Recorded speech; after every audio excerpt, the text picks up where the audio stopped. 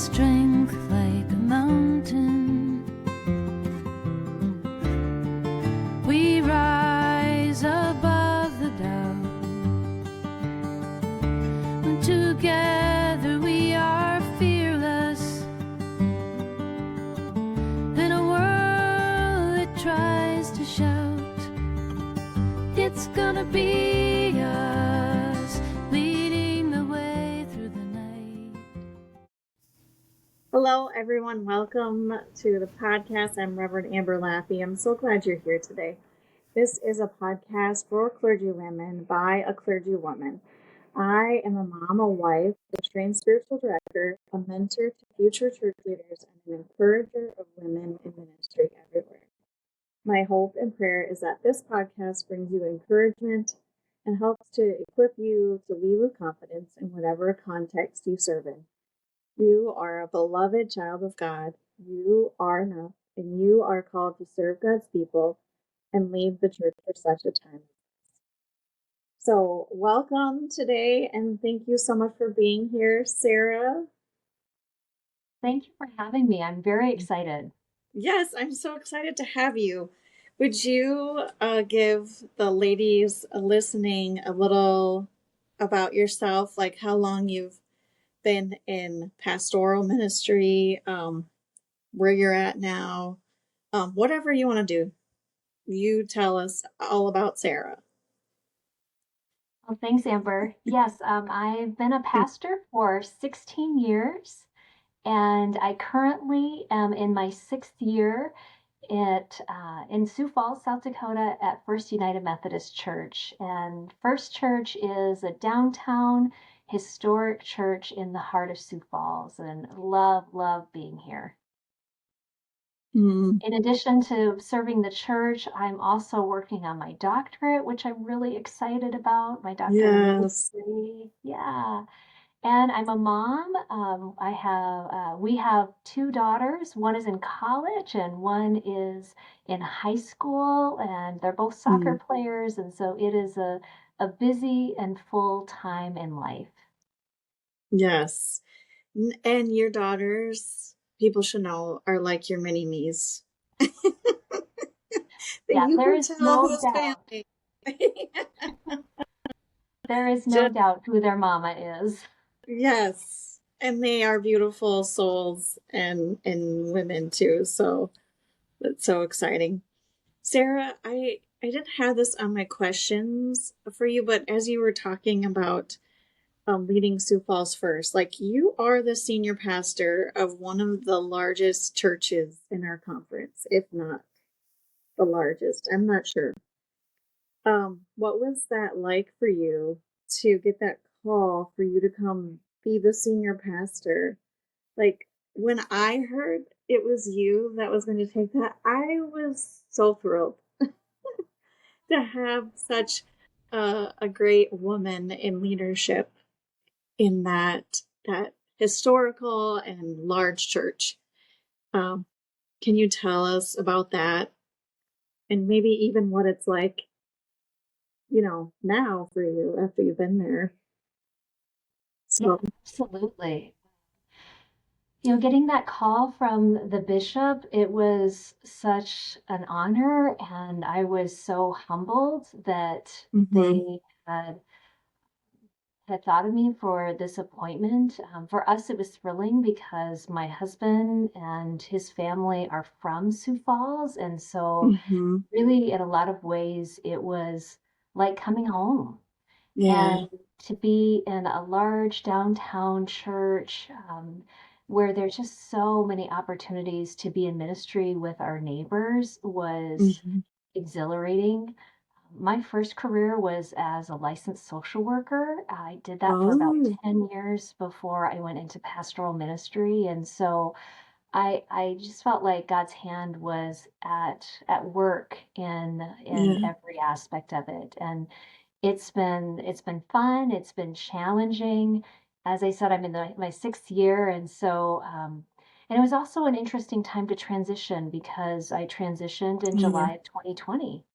And so the Mm. church I had been serving previously, I'd served for 10 years, also 6 years of Wow. those as the senior pastor. And it was very difficult to say goodbye to a congregation that I loved, and Yeah. particularly in such a unique time when we really couldn't be together fully in person. And we had a Hmm. goodbye parade and in cars, and it was just Yes. it was a time for creativity, but it was kind of a wild time to transition also. But in Yeah. some ways, like all things, God is always at work, and I felt that Hmm. there was grace and there was opportunity in that, of being Yeah. able to get to know the people of a large church in a slow way, because Mm. it took us a lot longer and we had to be innovative and creative just to get to know each other. And Yeah. one of the things that we did was we did virtual cottage gatherings, and so Oh, Zoom gatherings, and it was yeah. so nice to be able to see people over Zoom and see their full faces. And it was, for some folks, it was a year until I knew what they fully looked like. Mm. Yes. And so, but like I said, there was grace in that and opportunity in Hmm. that to be creative and to get to know people slowly. And so I think Mm. being 6 years down the road, we just had that time to for them to get to know me, for me to get to know them, and for us to Hmm. start dreaming about what does ministry look like at this church. And Hmm. in 2021, we celebrated our 150th anniversary as a Oh, yes. congregation. Oh, it was Yeah. awesome. Yeah. And that's when we really started dreaming of what is the next 150 years going to look like for First United Methodist Church, Mm. and how does that begin today? And Mm. I feel very fortunate that there are such faithful people who are big dreamers, and so we can dream Oh, together. yeah. Um, it's been Hmm. interesting. I am their first female senior pastor that they've ever had in history. Oh my God. Uh, that Yeah. was that was true in my last appointment as well. And so that's always kind of a unique experience when you are the congregation's first. Um, Mm. Thankfully, in both appointments, they had had wonderful female associate pastors. But I Mm. will say that there is a bit of a paradigm shift for a congregation in having their first lead female pastor. And so Mhm. that's been a joy and an honor, and at times challenging too. Yes. Do you want to say more about that? That makes me think of a whole lot of questions. Is there, okay, so maybe I'll word it this way. If if you were talking to a woman who was going to be the first, like you were, would you have advice, or even those women who have never been the senior pastor at a large church and have, people under them? You have words of wisdom or whatever you'd want to share, because I think the bishop and I were in our chat um, said something about trailblazing, and this really seems like you are a woman who is trailblazing, Sarah. And so I know it probably feels lonely sometimes and all of that. So, what would you offer for advice or encouragement to those ladies? I think one of the best pieces of advice that I got early on as a pastor was God knew who you were, I'm Mm-hmm. not going to say this beautifully or eloquently, but God knew who you are. God knows who you are. And so Mm-hmm. be comfortable in your own skin. Hmm. And um, because that's living out that person that God's created in you. And I know that that's Hmm. true for both men and women, but that's one of the pieces that I've tried to embrace, particularly in these two roles, is to be myself, Yeah. and to find comfort and peace in knowing that God called me just as I am. I'm still growing. I still make Mm-hmm. mistakes. We all do. But I Right. think being comfortable in your own skin is incredibly important as a pastoral leader, but particularly as a woman pastoral leader. Mm, right. Um, because I think I've read things or listened on podcasts about, women coming in trying to be like and lead like a man, of not showing emotion and all these things. And so I think it's so great, um, to offer that, to just be who you are. And yeah. I do. I didn't grow up in a tradition that I did not grow up United Methodist, and so the first Mm, woman pastor I met was when I was in college. mm, And it was when I stepped into a United Methodist church. And mm, the the pastor was such an amazing clergy leader and very different from me. And yeah. I think sometimes as women we get a little bit lumped together that Yeah. that we are one thing. And Hmm. I think it's important for us to um, recognize the uniqueness in each one of us, and that Hmm. I not only don't feel the pressure to lead perhaps like a man, but also I don't feel the pressure to lead like other women that I know either, because they're Yeah. leading out of their authentic selves and I'm trying to lead out of my authentic self. Mm, yeah. And I am quiet by nature. Hmm. People are sometimes surprised to find out that I'm the senior pastor of a church because I'm usually not the first to speak. I Yeah. love preaching, and that's been a wonderful surprise of Mm, finding so much joy in preaching. But hmm. if anyone would have told me 20 years ago this is where I would be, I wouldn't have believed them. Mm, yeah. That's incredible. And And another example, thank you again for saying that, of like, guess what? I can be a a quiet demeanor, strong woman. Like, no, strong women are loud and are yelling at you and making sure their opinion is always heard above everyone else's. Like, we can lead just as we are. Like, the world doesn't need all leaders to be the same. And so, thank you for living that authentically. And I am also so amazed that when we do lead out of our authentic self, like, look what happens. you know, God is able to do so much through us. And actually, are. It's quite amazing to me. It shouldn't be, right? But I think we do try to put ourselves or compare ourselves to other women in those serving. So thank you for that reminder, Sarah. Oh, oh, is there something you want to say? I I, don't want to cut you off. I think we have a God of surprises. And isn't Yeah. it fun when God surprises us and Yes. opens doors Yeah. that we wouldn't have expected? And Mm-hmm. I think that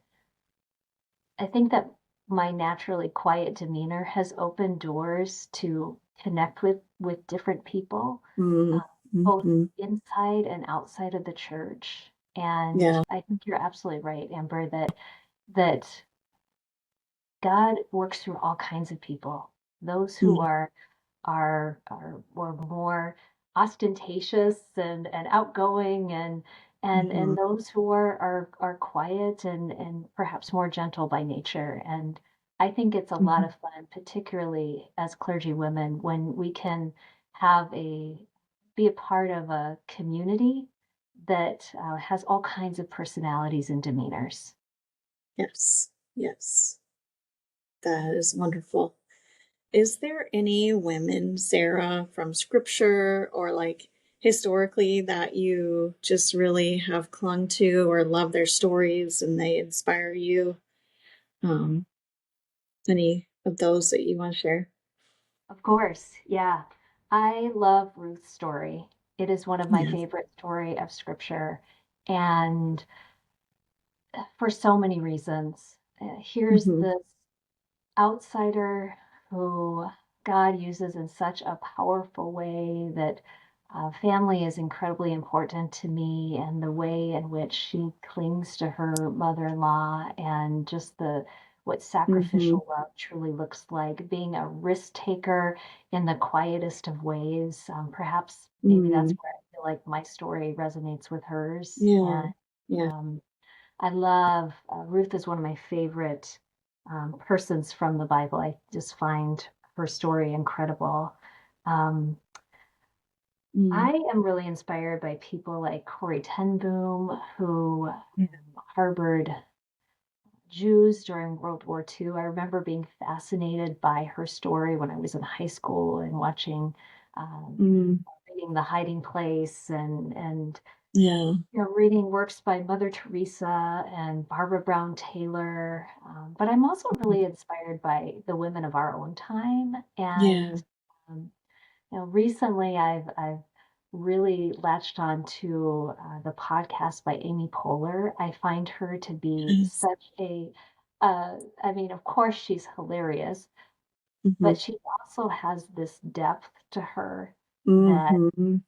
and the ways in which she's built community in her own life, and just seeks to bring out, I think, the best in other people. I find that Yeah. really inspiring too. And Mm-hmm. so I think it's fun to look back in history, and of course to search the scriptures, and to look around at kind of modern day women who continue to inspire me, and a lot of other people too. Yeah. Yeah. I love that. What's your favorite Barbara Brown Taylor book? Just because I want to know. Ooh, that's a good one. Probably Altars in the World. Yes, I that's my, love. Is yeah, that your favorite too? I think so. I mean, I haven't read every single one, but I loved that book. Yeah. Yeah. I I just found her I find her writing to be incredibly compelling, Yeah. and her book Holy Envy also I found Mm-hmm. beautiful. And Yeah. just her story of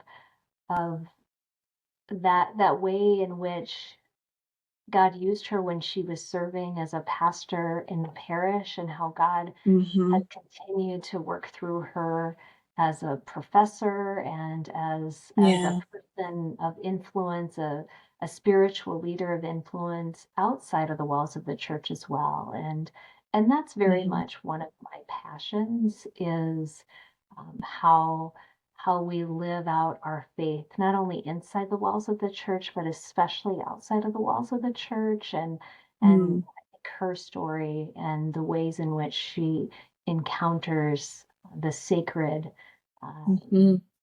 all over the place is incredibly inspiring. Yeah. Do you see that too, as the younger generation comes or is already leading? I mean, they're already a huge part of the church. I say they're not the future, they are the church.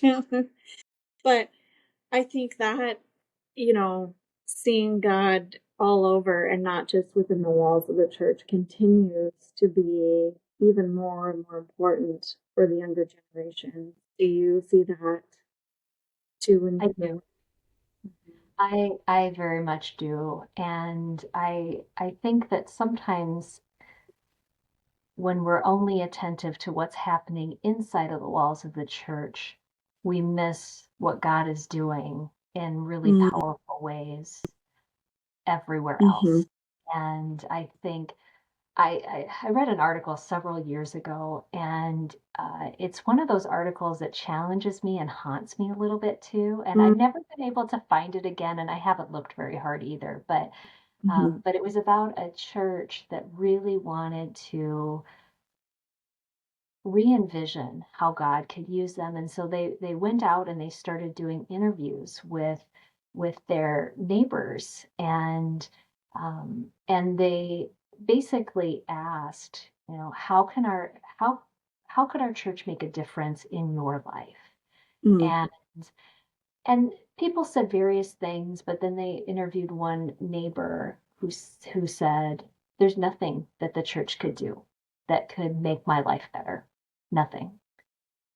Mm. And rather than throw out that feedback, they took it to heart of seeking to be a church that could make a difference in the life of anyone. Mm. And for me, how I've taken that is that I always want to be leading and serving in a faith community that matters for those who are not a part of our community Mm. already, or Yeah. yet, or never will be. That Mm-hmm. what I think what a sad thing that if any of our churches would close and the community didn't miss us at all. Mm. Yes. So it's been kind of a challenge, but also a bit of a haunting tale for me Mm-hmm. of how can I be a part of a movement that continues to make a real and tangible difference for Jesus in the lives of other people. And I think that's especially critical for younger generations Mm-hmm. because um, because there's a lot of talk in this world, and Mm-hmm. I think younger generations they want to see the tangible action, that Mm. they want to be a part of something bigger than themselves, and to me that is the movement of the Holy Spirit, and that is not confined to the Mm-hmm. walls. And so I Mm. think you're absolutely right that particularly for younger people, um, it really does matter. Yeah. Yeah. And I think that's the hope too for them, right? Hmm. They are so passionate about justice and compassion and mercy. Um, I think that we can look up to them so much in leading the way and getting in those places to show compassion and seek. Um, I'm guessing that you have quite a few young people in your congregation and you have your own beautiful daughters. Do you have um, girls or young women that you see like, oh, she has some gifts and for ministry, or everybody does ministry, but to be a clergy person, and how do you encourage them to take a step or whatever, you know? Yeah, we do. We have several young women who are really discerning that call to ordained ministry. And Mm, actually just met with one of our high school students about a month ago who mm, is really feeling that tug, that call on her life. And so I met with her and her parents. And mm. one of the things that we do at First Church is on Sunday mornings, we have three different services. Okay. And so that gives us just wonderful opportunities to incorporate a lot of different people Yeah. in the worship service itself. And so this young woman has started to serve as one of our regular lay liturgists, and Mm, reading scripture and the call to worship. And our hope is that that then will transition to, we have another role on our team called assisting minister, and that's the person that prays the pastoral prayer and mm, even greater responsibilities during worship. And so it's been really important to us, really important to me, that we have multiple people who are in leadership roles, particularly in worship.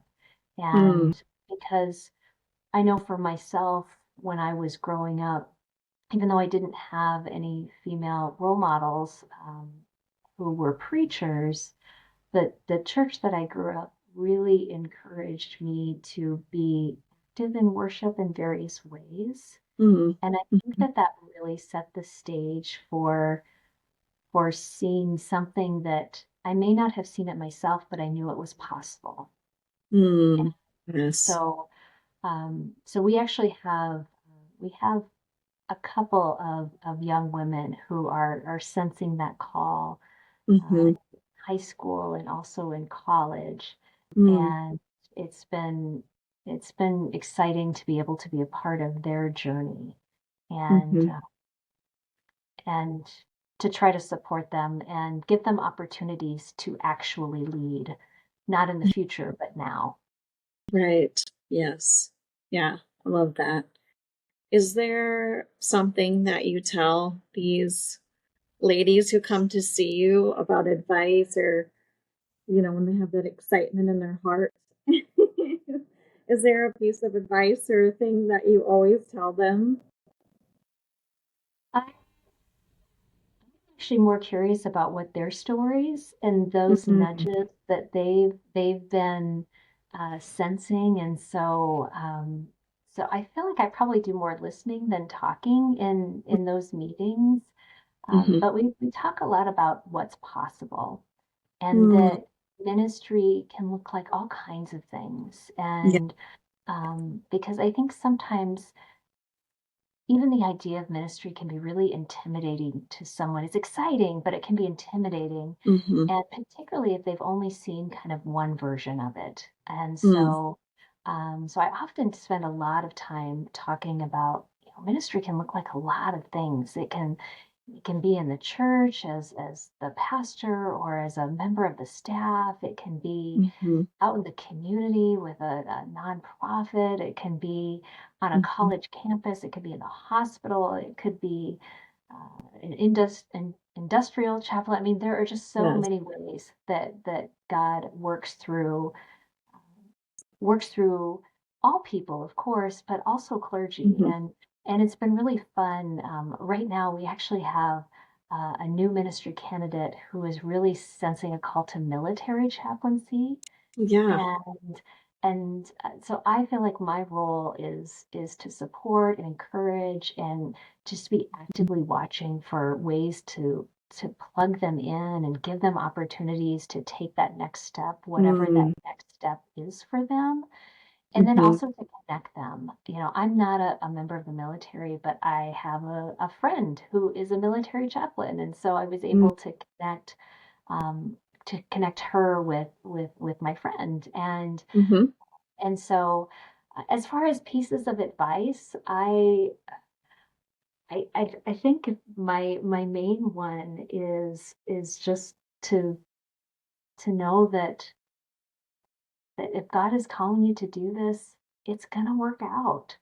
Mm. And Yeah. and that they're not gonna be alone in this Mm-hmm. journey, that I'm there for them, the church is there for them, and they have a team behind them, and so they don't have to do Mm-hmm. this by themselves. Yeah. Oh, that's so beautiful. I just got chill bumps. It's like, if I can do anything, it's to let women know they're not alone, right? Like, if this podcast or anything I do helps people know they're not alone, I just think it's so hard. Can be such an isolating job, and can we just love and support each other in the process and in the journey? Um, so I'm so thankful for that part of your ministry, Sarah. I mean, you do lots of incredible things, but that really spoke to my heart today. So thanks for sharing that. Thanks, Amber. It's probably my favorite part of ministry is Mm. helping people discover their gifts and being that supportive partner Yeah. in helping them live that out. Mm-hmm. That sounds like great leadership. Esther, Sarah. Oh, okay. Busy mom, busy pastor. Is there a resource or tool that you use that makes your ministry easier or your life easier? I am a big fan of Lectio's 365, and Yes. and I'm I love meditation. Mm. Probably the last 2 years I've just really gotten into meditation, Mm-hmm. and I use that tool a lot. I Mm-hmm. have a little prayer closet and light a Oh. candle and the whole Yeah. thing, and that's how I start my day, and it just makes a huge difference. Mm. And so that I think is such a great tool. And Yeah. the one really neat thing about that tool is that they have meditations for to start your day or midday and end Mm. of day, and I'm quite consistent with the beginning of the day. The other two, it may be kind of Yeah. can go either way as the day progresses, Yeah. um, but I find that to be a really helpful tool. And I know this is kind of nerdy, but I'm a big fan of Microsoft Teams. Oh my goodness. Um, No, I I don't think think so. Say more.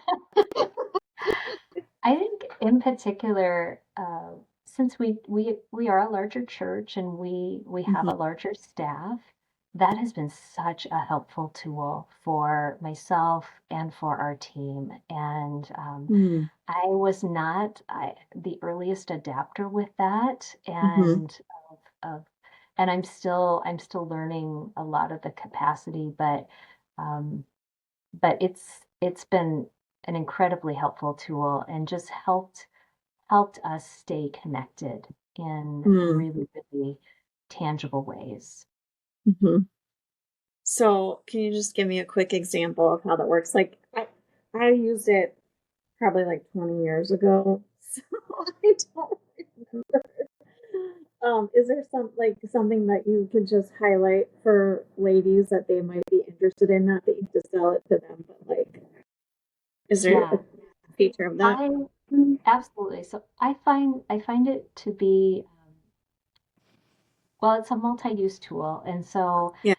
we have several team members that work at least part of the time from home, and so it's very easy to do a quick video call, and Mm. I find that I like to interact with people face to face as much as I Yeah. can, and Mm-hmm. particularly when you have members of your team that aren't always present or for a variety of reasons. It's just a way Mm-hmm. to stay truly connected.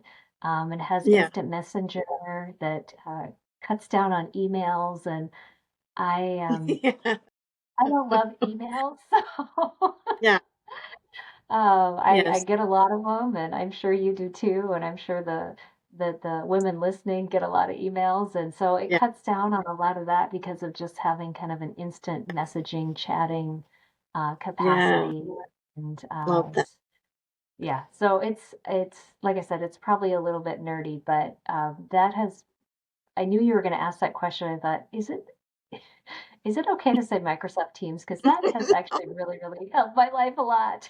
Yes. No, I think that's awesome because I feel like a lot of women that I talk to are always trying to figure out what would work for them for communication. And so that's why I asked you probably more questions about it than normally. Because I'm like, I really actually think this would be helpful for somebody to know. Like less email, it sounds like a dream for most women I know.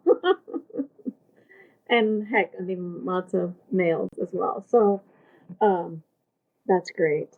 Um as we wrap up, Sarah, do you have any other words of encouragement or things you'd want to share um, for ladies listening? I think one of my hopes, Amber, for particularly for the next generation of female leaders, Mm. is that female leadership would become normative. Yeah. And I think Mhm. that in some places it's it's starting to, or it really depends on your experience and your religious background, but I look at my daughter, particularly our youngest, and um, there was a time in her life where she thought that more pastors were women than men because her mom's a pastor and many of her mom's friends are women pastors. Mm-hmm. And she laughs that she says, I grew up in a Barbie world. And I love that.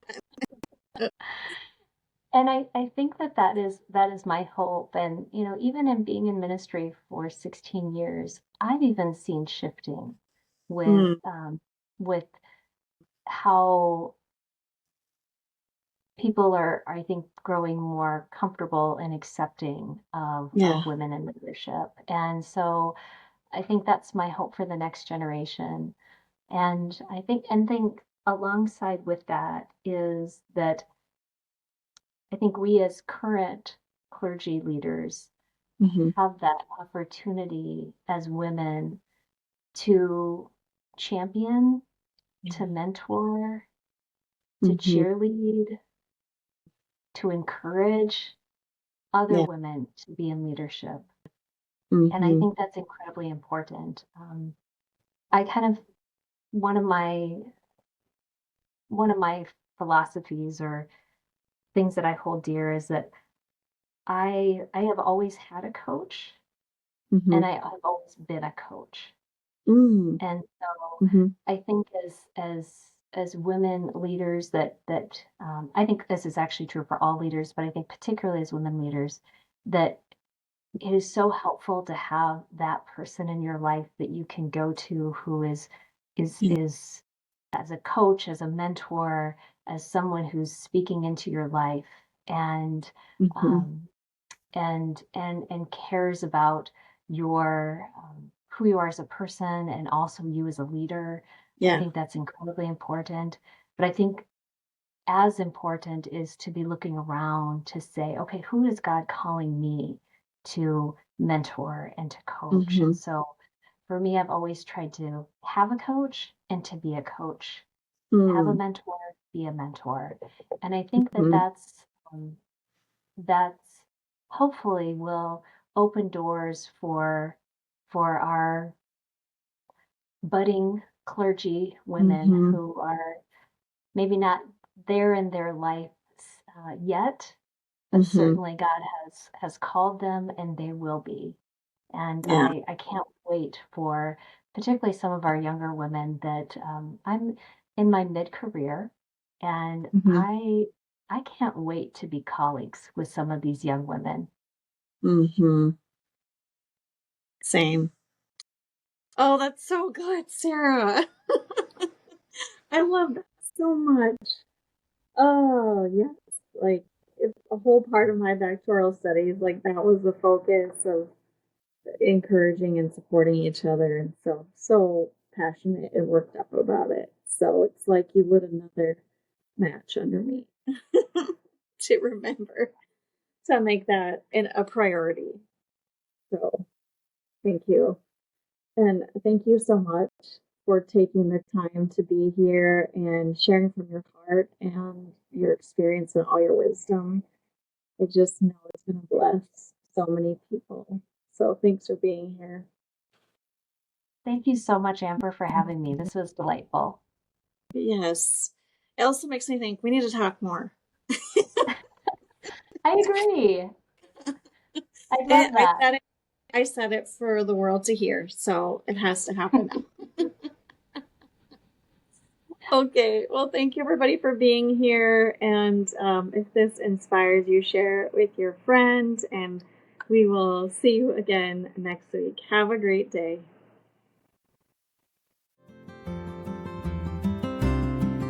With strength like a mountain, we rise above the doubt. When together we are fearless in a world that tries to shout, it's gonna be